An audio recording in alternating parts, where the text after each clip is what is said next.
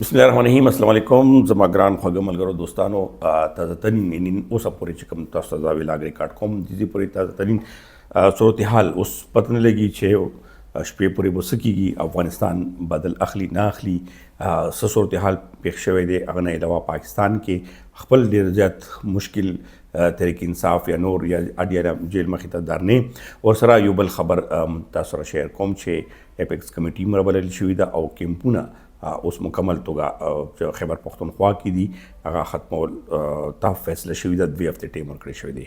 اول به رضو د تحریک انصاف چې کومه درنه ورکړې وه بېګا شپې پورې هم ډېر زیات جنجال او په دغه صورتحال باندې سټیټ اټل فیصله ده چې یو صورت هم ورته ریلیف نه ورکوي او نوره سخته پالیسي ورته اختیار کړې شوې ده.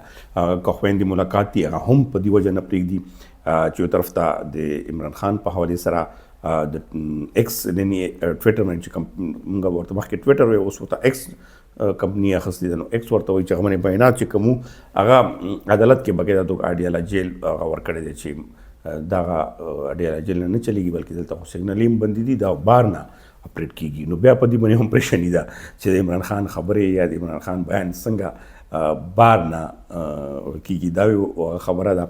خو دلته پاکستان کې خپل هم ډېرې یو شمېر مسلې راګیرې دي، بل اسلام آباد کې سکیورټي نور هم سخته کړې شوې ده. یو خو دا وجه ده چې دلته انټرنیشنل چې کوم ملکونه یو خو چې کوم دلته کې قرآن په حوالې سره اوس نکرات روان دی، هغه کې افغانستان غړي هم شامل دي، همدغه شانتې نور انټرنیشنل وفود هم دي او ورسره سره کرکټ میچونه دي. نو دې وجې نه هم او بل ورسره سره د افغانانو پکړ دکړ کې زموږ یو جرنلسټ ملګری هم نیولی شوی دی. نو په هغه باندې صورتحال دغه شانتې کړکېچن دي. خو بل طرف ته چې کوم کړکېچن صورتحال دی هغه د پاک افغان صورتحال دی. دې وخت کې تر اوسه پورې مسلسین لګیا دي چې افغان حکومت ته وایي چې تاسو حمله ونه کوي یا څه قسمه بمبري یا څه قسمه حرکت ونه کوي، سیز فایر خلاف ورزي ونه شي. خو افغانستان ورته وایي چې سیز فایر خلاف ورزي الریډي پاکستان کړې ده او دا حمله پاکستان کړې ده او پاکستان د دې حملې نه انکاري دي، هغه وایي چې موږ دا حمله نه ده کړې. اوس په دغه جنجال کې دواړه سره خښ دي.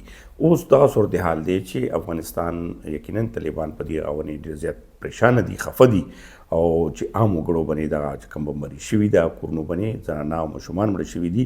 نو په دې باندې هغو ډېر زیات پریشان دي. او دا افغانستان وایي بیا پاکستان نه ده کړې، بیا کړي چا ده؟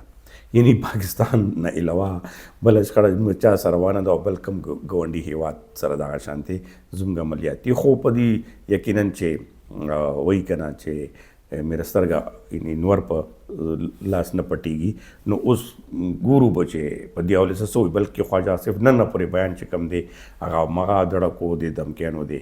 نو دغسې صورتحال کې افغانستان حکومت یقینا چې خپل بدل اخیستو دپاره اوس دغه ویره ده پاکستان ته چې څنګه بدل واخلي یا په کم چیک پوسټ پر راځي یا څه قسمه به کوي. خو که چیرې دغه ډزبندي یا سیز فایر چې کوم هغه ختمه شوه، یعنی هغه خو الریډي اوس دغه اندېښنې ښکاري، نو دې سره به حالات کم ځای ته رسي.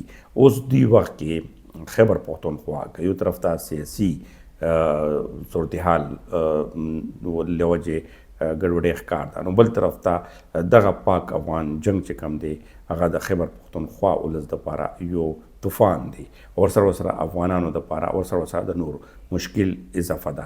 او داسې څوک نشته چې اوس دي کې دغه پوهېږي چې هلکه دا که په 100 کالم جنګ ورسره وکړي نه شي ګټلی او نه افغانستان دغه سیز نه یا دغه هغه نه منې کولی شي، او بل کې دې سره ورورولي او دې سره د روغې جوړې منې یو معاملات مخکې بوتلل پکار دي، خبرو اترو منې بوتلل پکار دي. کنې دغه معاملات چې کومه ده یا د دهشتګردۍ کومه ده په دې حوالو سره مشکله ده چې ختمه شي. بل خبر چې کوم دا دی چې اپیکس کمیټي راوبلل شوي ده چې دې کې ټول سټیک هولډر به وي او صوبو ټول وزیر الله او سټیک هولډر موجود وي. په دې کې اهم فیصلې د افغان متعلق او خاص کر په خیبر پختونخوا کې 15 کیمپونه و د افغانانو، 15 کې 2 کیمپونه لکه جلوزی کیمپ شو، داسې نور کیمپونه هغه الریډي ختم کړي شي. اوس 15 کیمپونه داسې دي چې هغه ویل کېږي چې هغه په 2 هفتو کې دننه به مکمل توګه ختمولی شي او دغه به واپس لیږلی شي چې کوم غیر قانوني دي چا سره ویزې وي یا لیګل وي هغه به پاتې شي. اوس په دغه کې تقریبا 15 لکه دغه شمیره جوړیږي د 15 کیمپونو کې. نو دا هم یو ډېر سخت ناروا اقدام به وي، دا به هم یو سخت دریځ اقدام وي، د ولس ترمنځ نفرتونو نورو خورېدو اقدام وي. اوس ګورو چې دغه ادارې یا سټیټ حکومت کمې پالیسي اختیاروي.